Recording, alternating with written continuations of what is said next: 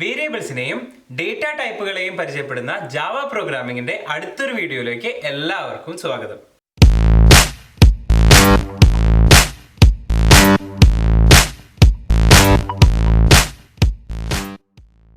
ഏതൊരു പ്രോഗ്രാമിംഗ് ലാംഗ്വേജിന്റെയും ഒരു integral component ആണ് അതിലെ വേരിയബിൾസും ഡേറ്റ ടൈപ്സും. അതായത് നമുക്ക് രണ്ട് വാല്യൂസ് ഇവിടെ ആഡ് ചെയ്യണം, 2ഉം 3ഉം, എന്നിട്ട് നമുക്ക് 5 എന്നുള്ള ഉത്തരം കിട്ടണം. അതായത് ഈ 2ഉം 3ഉം നമുക്ക് ടെമ്പററി ആയിട്ട് എവിടെയെങ്കിലും സ്റ്റോർ ചെയ്ത് വെക്കണം, അല്ലേ? ചിലരിത് മനക്കണക്കായിട്ട് ചെയ്യും, ചിലരിത് കയ്യിൽ കൂട്ടി ചെയ്യും, പല രീതിയിലും ഇത് ചെയ്യാം. നമ്മൾ ട്രഡീഷണൽ ഇപ്പോൾ നമ്മൾ പിള്ളേരെയൊക്കെ പഠിപ്പിക്കുന്നത് എങ്ങനെയാണെന്ന് വെച്ച് കഴിഞ്ഞാൽ ആദ്യം നമ്മൾ 2 വിരലെടുക്കുന്നു, അടുത്ത കയ്യിൽ നമ്മൾ 3 വിരലെടുക്കുന്നു. ഈ 2ഉം 3ഉം കൂട്ടി കഴിഞ്ഞാൽ നമ്മൾ മൊത്തം 5 വിരലുകളുണ്ട്. നമുക്ക് കൂട്ടേണ്ട 2 വാല്യൂസിനെ ടെമ്പററി ആയിട്ട് നമുക്ക് എവിടെയെങ്കിലും സ്റ്റോർ ചെയ്ത് വെക്കണം. അതിനാണ് നമ്മൾ വേരിയബിൾസ്, പ്രോഗ്രാമിംഗ് ലാംഗ്വേജിൽ അതിനാണ് നമ്മൾ വേരിയബിൾസ് യൂസ് ചെയ്യുന്നത്.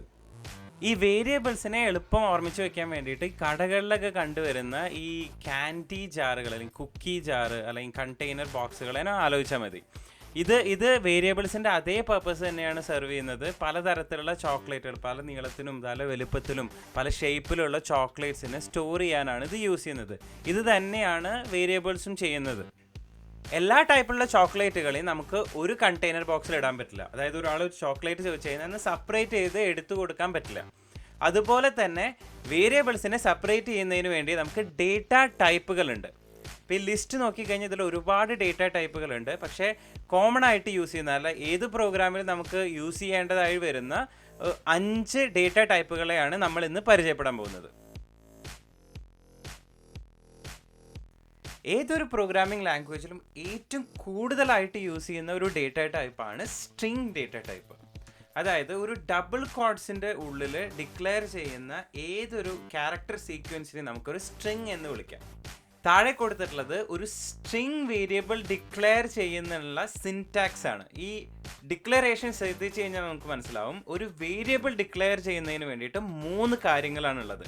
ഒന്ന്, അതിൻ്റെ ഡേറ്റ ടൈപ്പ് എന്താണെന്ന് സ്പെസിഫൈ ചെയ്യണം, വേരിയബിളിൻ്റെ നെയിം എന്താണെന്ന് സ്പെസിഫൈ ചെയ്യണം, എന്താണ് അതിലേക്ക് അസൈൻ ചെയ്യുന്ന വാല്യൂ എന്നുള്ളത് സ്പെസിഫൈ ചെയ്യണം. ഇത് സ്ട്രിംഗ് എന്ന് പറയുന്നത് റെഡ് കളറിൽ കോഡ് ചെയ്തിട്ടുള്ള ഭാഗമാണ് ഡേറ്റ ടൈപ്പ്. ഈ ഡേറ്റ ടൈപ്പിൻ്റെ കേസ് വളരെ ഇമ്പോർട്ടൻ്റ് ആണ്. ഇതിൽ എസ് എന്ന് പറയുന്നത് ക്യാപിറ്റൽ ലെറ്ററും ബാക്കിയെല്ലാം സ്മോൾ ലെറ്റേഴ്സുമാണ്.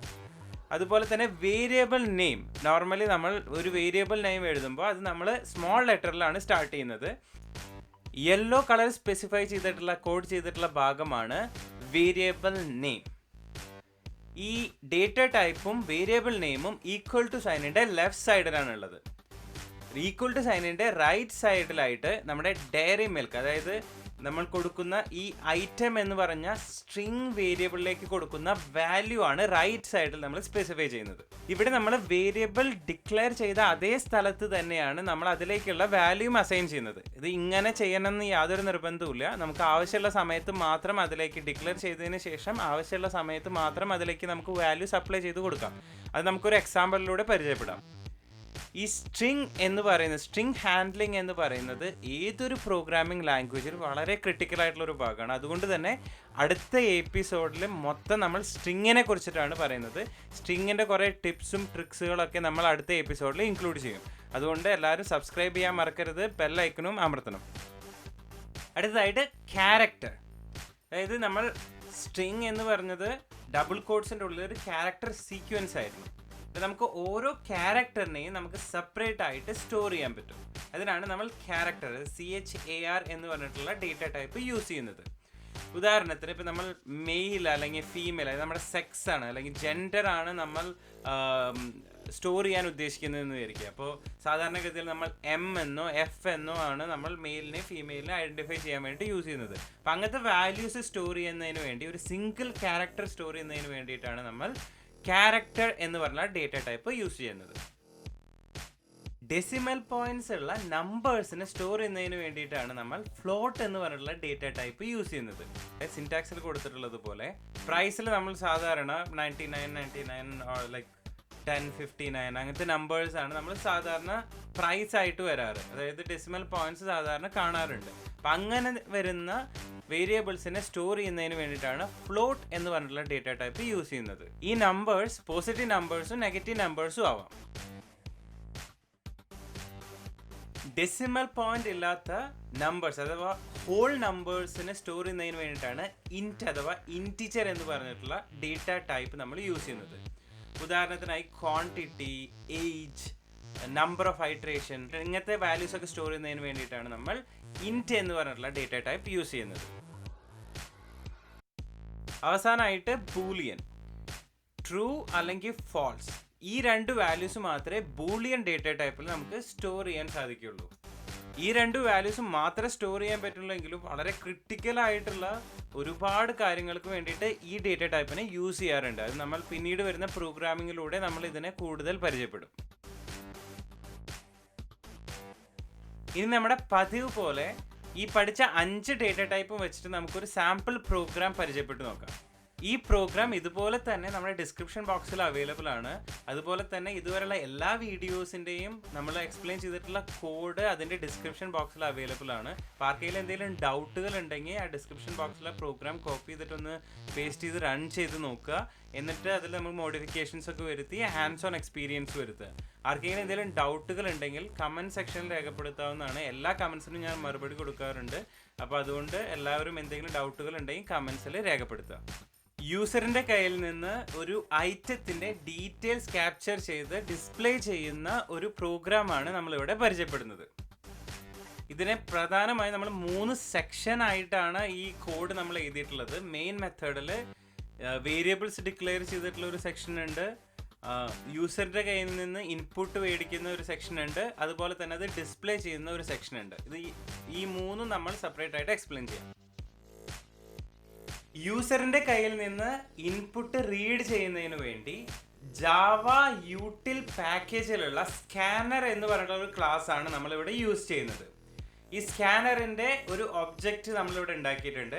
ഇത് നമ്മുടെ ക്ലാസ്സിൽ യൂസ് ചെയ്യുന്നതിന് വേണ്ടി നമ്മുടെ java.util.Scanner എന്ന് പറഞ്ഞിട്ടുള്ള ഇമ്പോർട്ട് സ്റ്റേറ്റ്മെൻറ്റ് നമ്മൾ എന്തായാലും യൂസ് ചെയ്തിരിക്കണം.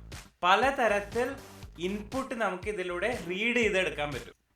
അതുപോലെ നമ്മൾ ഓരോ ഡേറ്റ ടൈപ്പിൻ്റെയും സ്ലൈഡിൽ കണ്ടതുപോലെ എല്ലാ വേരിയബിൾസും നമ്മളിവിടെ ഡിക്ലെയർ ചെയ്തിട്ടുണ്ട്. String, item, character batch, float price, int quantity, boolean, isExpired. ഇങ്ങനെയാണ് നമ്മൾ വേരിയബിൾസിനെ ഡിക്ലെയർ ചെയ്യുന്നത്. അപ്പോൾ എല്ലാ വേരിയബിൾ ഡിക്ലറേഷനും നമ്മുടെ ക്ലാസ്സിൻ്റെ ടോപ്പ് പോർഷനിലാണ് നമ്മൾ കൊടുത്തിട്ടുള്ളത്. ഈ സെക്ഷനിലാണ് നമ്മൾ യൂസറിൻ്റെ കയ്യിൽ നിന്ന് ഇൻപുട്ടുകൾ ഓരോന്നോരോന്നായിട്ട് റീഡ് ചെയ്തെടുക്കുന്നത്. എന്ത് വാല്യൂ ആണ് യൂസർ എൻ്റർ ചെയ്യേണ്ടത് എന്നുള്ളതാണ് നമ്മൾ ആദ്യം പ്രിന്റ് ചെയ്ത് കാണിച്ചു കൊടുക്കുന്നത്. ഇവിടെ ആദ്യം എൻ്റർ ദ ഐറ്റം എന്ന് പറഞ്ഞിട്ട് നമ്മളൊരു സ്റ്റേറ്റ്മെൻറ്റ് കൊടുത്തിട്ടുണ്ട്. അതിനുശേഷം ഐറ്റം ഈക്വൽ ടു sc.nextLine എന്ന് കൊടുത്തിട്ടുണ്ട്. അപ്പോൾ ആദ്യത്തെ സ്റ്റേറ്റ്മെൻറ്റിൽ എൻ്റർ ദ ഐറ്റം എന്ന് പ്രിൻ്റ് ആവുകയും അടുത്ത ലൈനിൽ കേഴ്സർ വന്ന് നിൽക്കുകയും ചെയ്യും. ഇനി യൂസർ എന്തെങ്കിലും കീബോർഡിൽ ടൈപ്പ് ചെയ്തതിന് ശേഷം എൻ്റർ അടിച്ചു കഴിഞ്ഞാൽ മാത്രമേ നെക്സ്റ്റ് സ്റ്റേറ്റ്മെൻറ്റിലേക്ക് കേഴ്സർ പോവുകയുള്ളൂ. കൺട്രോൾ, അതായത് പ്രോഗ്രാമിൻ്റെ കൺട്രോൾ പോവുകയുള്ളൂ. ഈ ഐറ്റം എന്ന് പറയുന്നത് ഡേറ്റ ടൈപ്പും അതുപോലെ തന്നെ എങ്ങനെയാണ് ഐറ്റത്തിലേക്ക് വാല്യൂ സ്കാനറിൽ നിന്ന് അസൈൻ ചെയ്യുന്നത് എന്നുള്ളതും വളരെ ഇമ്പോർട്ടൻ്റ് ആണ്. ഇവിടെ ഐറ്റം എന്ന് പറയുന്നത് ഒരു സ്ട്രിങ് വേരിയബിൾ ആണ്. sc.nextLine എന്ന് പറയുന്നത് നെക്സ്റ്റ് എന്ന് പറയുന്ന മെത്തേഡ് റിട്ടേൺ ചെയ്യുന്ന ഒരു സ്ട്രിങ് ടൈപ്പാണ്. അപ്പം അതുകൊണ്ട് തന്നെ ഐറ്റം സ്ട്രിങ് ആയതുകൊണ്ടും ഈ sc.nextLine റിട്ടേൺ ചെയ്യുന്ന ഒരു സ്ട്രിങ് ആയതുകൊണ്ടും നമുക്ക് അത് നേരിട്ടിട്ട് ഐറ്റത്തിലേക്ക് സ്റ്റോർ ചെയ്യാൻ സാധിക്കും. യൂസർ ഐറ്റം ഡീറ്റെയിൽസ് എൻ്റർ ചെയ്തതിന് ശേഷം കീബോർഡിൽ എൻ്റർ കീ അമർത്തുമ്പോൾ എൻ്റർ ദ ബാച്ച് എന്ന് പറഞ്ഞാൽ നെക്സ്റ്റ് സ്റ്റേറ്റ്മെൻറ്റ് പ്രിൻ്റായി കാണിക്കും. ഈ ബാച്ച് എന്ന് പറയുന്നത് ഒരു ക്യാരക്ടർ ഡേറ്റ ടൈപ്പാണ്. അതുകൊണ്ട് തന്നെ സ്കാനറിൽ നിന്ന് കിട്ടുന്ന അടുത്ത ഐറ്റത്തിൻ്റെ ഫസ്റ്റ് ക്യാരക്ടർ റിട്ടേൺ ചെയ്യണം, അതായത് 0th ഐറ്റം റിട്ടേൺ ചെയ്യണം എന്നുള്ളതാണ് ആ കോഡിൽ പറയുന്നത്. ഈ ബാച്ച് എന്ന് പറയുന്നത് ക്യാരക്ടറാണ്. ക്യാരക്ടറിന് ഒരു ക്യാരക്ടറെ സ്റ്റോർ ചെയ്യാൻ പറ്റുള്ളൂ.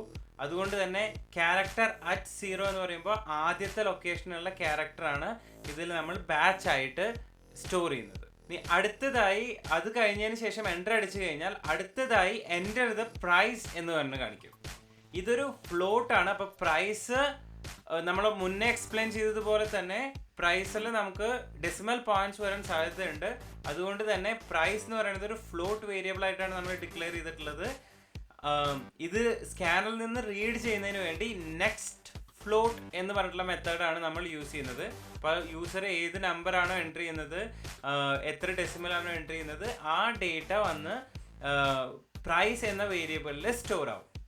പിന്നീട് എൻ്റർ അടിക്കുമ്പോൾ എൻ്റർ നമ്പർ ഓഫ് ഐറ്റംസ് എന്നുള്ള മെസ്സേജ് കാണും. അപ്പോൾ ഈ നമ്പർ ഓഫ് ഐറ്റംസ് എന്ന് പറയുന്നത് നമ്മൾ ക്വാണ്ടിറ്റി ആയിട്ടാണ് ഇവിടെ കൊടുത്തിട്ടുള്ളത്. ക്വാണ്ടിറ്റി ഒരു ഇൻറ്റിജർ ഡേറ്റ ടൈപ്പുള്ള വേരിയബിൾ ആണ്. അതുകൊണ്ട് തന്നെ sc.nextInt എന്ന് പറഞ്ഞിട്ടുള്ള മെത്തേഡാണ് നമ്മളിവിടെ യൂസ് ചെയ്യുന്നത്. ഇത് കഴിഞ്ഞ് അടുത്തതായി ഈസ് ദ ഐറ്റം എക്സ്പയർഡ് എന്ന് പറഞ്ഞിട്ടുള്ള ഒരു മെസ്സേജാണ് കാണിക്കുന്നത്. ഈ ഈസ് എക്സ്പയർഡ് എന്ന് പറയുന്നത് ഒരു ബൂളിയൻ വേരിയബിൾ ആണ്. അതുകൊണ്ട് തന്നെ നെക്സ്റ്റ് ബൂളിയൻ എന്ന് പറഞ്ഞിട്ടുള്ള മെത്തേഡാണ് നമ്മൾ യൂസറിൽ നിന്ന് റീഡ് ചെയ്യാൻ വേണ്ടിയിട്ട് യൂസ് ചെയ്യുന്നത്. മൂന്നാമത്തെ സെക്ഷൻ നമ്മൾ ഫാൻസി ആയിട്ട് ഒന്നും തന്നെ ചെയ്യുന്നില്ല. യൂസറിൽ നിന്ന് ആക്സെപ്റ്റ് ചെയ്തിട്ടുള്ള ഇൻപുട്ട് അതുപോലെ തന്നെ കറസ്പോണ്ടിങ് ആയിട്ടുള്ള വാല്യൂസിന് നേരെ നമ്മൾ പ്രിന്റ് ചെയ്യുന്നു എന്നുള്ളത് മാത്രം. ആദ്യത്തെ സ്റ്റേറ്റ്മെൻറ്റിൽ 2 ന്യൂ ലൈൻ വിടാനാണ് നമ്മൾ കൊടുത്തിട്ടുള്ളത്. പിന്നീട് നമ്മൾ ഐറ്റത്തിന് നേരെ ഐറ്റം വേരിയബിൾ നമ്മൾ ആഡ് ചെയ്തിട്ടുണ്ട്. അതുപോലെ തന്നെ ബാച്ച്, പ്രൈസ്, ക്വാണ്ടിറ്റി, എക്സ്പയർഡ്, ഈ ഓർഡറിൽ നമ്മൾ അതിൻ്റെ കറസ്പോണ്ടിങ് ആയിട്ടുള്ള വാല്യൂസ് പ്രിന്റ് ചെയ്യാനാണ് കൊടുത്തിട്ടുള്ളത്. ഇനി ഇതിൻ്റെ കൺസോൾ ഔട്ട്പുട്ട് ഒന്ന് നമുക്ക് നോക്കാം. പ്രോഗ്രാം റൺ ചെയ്തതിന് ശേഷം ഐറ്റം ചോദിച്ചപ്പോൾ നമ്മൾ ഡയറി മിൽക്ക് എന്ന് കൊടുത്തു, batch Z, price 99.99, number of item 1, is item expired false. ഈ 2 ന്യൂ ലൈൻ വിട്ടതിന് ശേഷം നമ്മൾ ഔട്ട്പുട്ട് പ്രിന്റ് ചെയ്തു. Item, batch, price, quantity, expired, same values നമ്മൾ യൂസർ എൻ്റർ ചെയ്ത അതേ വാല്യൂസ് ആണ് അവിടെ ഡിസ്പ്ലേ ചെയ്തിട്ടുള്ളത്. നമ്മൾ എന്തെങ്കിലും എറർ ആയിട്ടായിരുന്നു, അതായത് നമ്മൾ ഡേറ്റ ടൈപ്പിന് എന്തെങ്കിലും വ്യത്യാസമായിട്ടാണ് ടൈപ്പ് ചെയ്ത് കൊടുത്തതെങ്കിൽ നമുക്ക് എറർ വന്നേനെ. ഇപ്പോൾ നമുക്ക് എറർ ഒന്നും വന്നിട്ടില്ല. നിങ്ങൾ ചെയ്ത് നോക്കുമ്പോൾ, നിങ്ങൾ ഈ സാമ്പിൾ പ്രോഗ്രാം എടുത്ത് റൺ ചെയ്ത് നോക്കുമ്പോൾ അവിടെ വാല്യൂസൊക്കെ മാറ്റിയിട്ടൊക്കെ കൊടുത്ത് നോക്കുക. ക്വാണ്ടിറ്റി കൊടുക്കുന്നിടത്ത് ഡെസിമൽ അടിച്ച് നോക്കുക. അപ്പോൾ എന്ത് എററാണ് വരുന്നത് എന്നുള്ളത് നോക്കുക. എന്തെങ്കിലും ഡൗട്ടുകൾ ഉണ്ടെങ്കിൽ കമൻറ്റ് സെക്ഷനിൽ പറയാൻ മറക്കരുത്. ഈ വീഡിയോ സീരീസ് ഇഷ്ടപ്പെട്ട എല്ലാവരും തന്നെ നമ്മുടെ ചാനൽ സബ്സ്ക്രൈബ് ചെയ്യാനും അതുപോലെ തന്നെ ഇത് ഉപകാരപ്പെടുന്ന മറ്റുള്ളവർക്ക് ഷെയർ ചെയ്യാനും മറക്കരുത്. ജാവ പ്രോഗ്രാമിംഗ് ഉപയോഗിച്ച് സ്ട്രിംഗ് മാനിപ്പുലേഷൻ എങ്ങനെ നടത്താം എന്നുള്ള ഒരു രസകരമായ വീഡിയോയുമായി അടുത്ത എപ്പിസോഡിൽ കാണുന്നവരെ ബൈ.